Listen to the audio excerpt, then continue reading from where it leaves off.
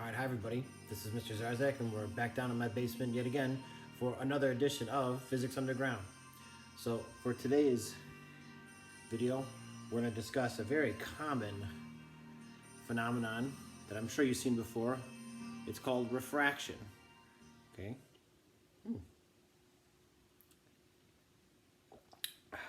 I taste nothing.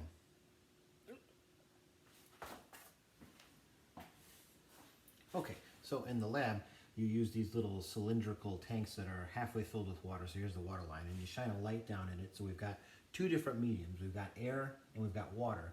And when you change the angle of incidence from a non-zero angle relative to a perpendicular normal line, okay, you see this bending that occurs. That's the refraction. It's the bending of a wave that occurs when it changes from one medium to another.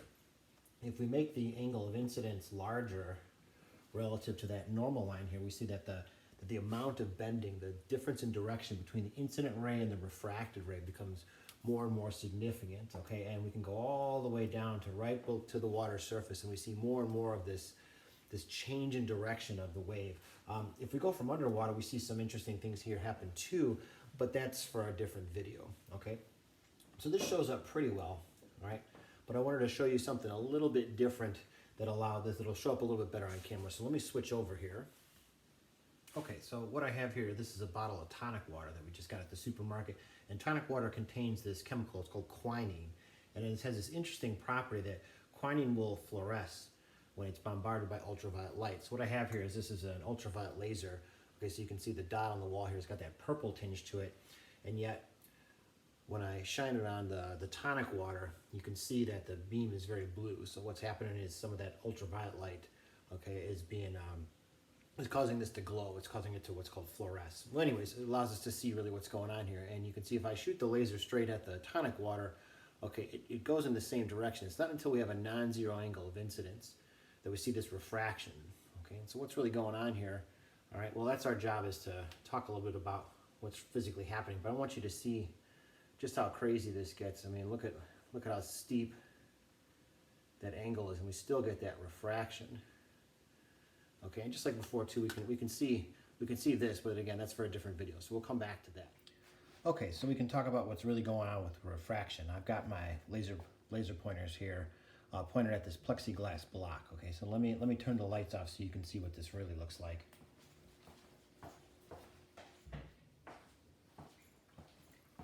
There we go.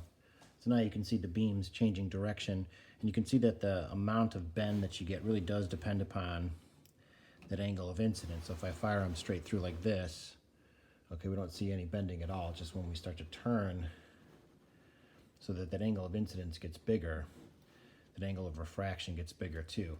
Now the two sides of the blocks here are parallel to one another, and so that the angle that the light comes in on this side of the block will be the same as it comes out on the other side. We'll talk more about that in a little bit.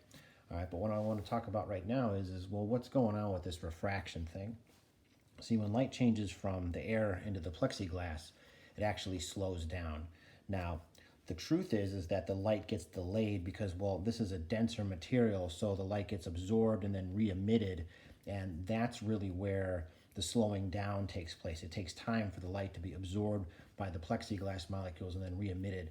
And so we say that the light is delayed or slowed down when it changes from one medium to another. And typically the denser the medium, the more light gets slowed down. And when you have this slowing down, if the incident light is a non-zero angle relative to that normal line, we're going to see this bending, and that's the refraction.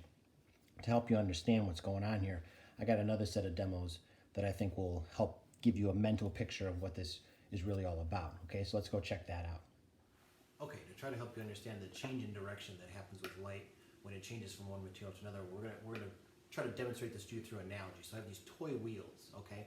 And when we're driving a car and we turn the steering wheel, and the wheels physically change their direction, but that's not the only way that you can make something turn. So first, let me just roll this across the table in a straight line, and what's going on is the wheels are just spinning together at the same rate.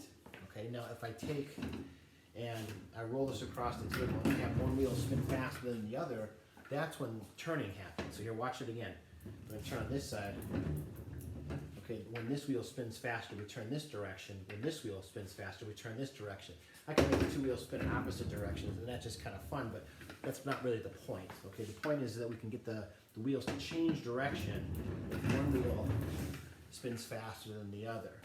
Okay, so to help you understand how this relates to refraction, we're going to change the setup just a little bit. So hold on.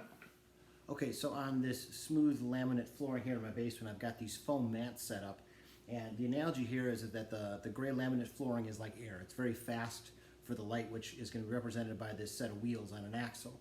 The mats are a slower medium, maybe like a piece of glass, or maybe it's a rectangular box of water. It doesn't matter, just something where light's going to move a little bit slower.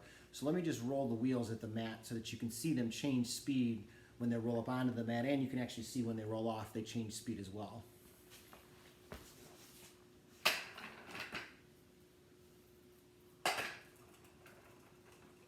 All right, that worked pretty well. You can see the wheels slowing down when they get to the mat. You can see them speed up when they roll off the mat. Same idea with light, with this idea of refraction where light changes speed. Now, let's repeat the experiment, but just a little bit differently. Okay, so now pay close attention to the angle at which the wheels run into the mat versus the angle at which the wheels roll across the mat. So you can see it, the wheels, they turn and then they slow down. In fact, you can actually see the wheels turn again when they roll off the mat on the other side. This is a great analogy for what light does when it moves from a faster medium to a slower medium to a faster medium again. It either bends towards or away from the normal line, where the normal line, if you remember, is just a line that is perpendicular to the boundary. And this is another reason that we like to use normal lines, because if I have a single normal line here, I can use the same line to measure both the angle of incidence and the angle of refraction. That's the idea. So before we wrap things up with refraction, I thought we'd revisit the plexiglass with the lasers one more time because, well, they're lasers, so why not?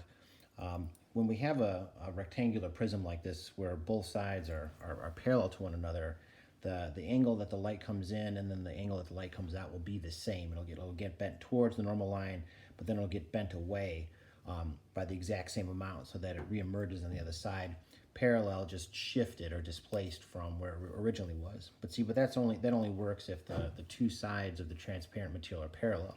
So like if I take the plexiglass block away and replace it with a triangular block, okay, you can see that the direction of bending, so we bend once and we bend again in the same direction, so that the incident light over here, when it emerges on the other side, it's a very different angle than we got with the rectangular prism. So that's just kind of cool. And then just for fun, our lab equipment uses these semicircular dishes with water. So I have a semicircular piece of plexiglass, and when I put it like this, okay, well, we can take advantage of the geometry in a little bit different way. You can see that the light is refracted when it emerges here, and it's all brought together to a single point. And I'll bet you, if you think back to mirrors, you know what we call that point. What's kind of neat about refraction is that we're dealing with transparent materials, and so if I take and I rotate this around 180 degrees, well, honestly, the same thing, the same outcome occurs. The light gets focused to a single point. It's just that the bending, the change in direction here actually happens inside the glass, as opposed to over here where the bending happens when it emerges out of the glass. But the result is the same. So that's something to think about as we move forward. You can see where we're going with this a little bit later on. We'll call this a lens. Okay? All right, this is Mr. Zarzak coming to you from the basement saying thanks for joining us for another episode of Physics Underground. See you next time. Cheers.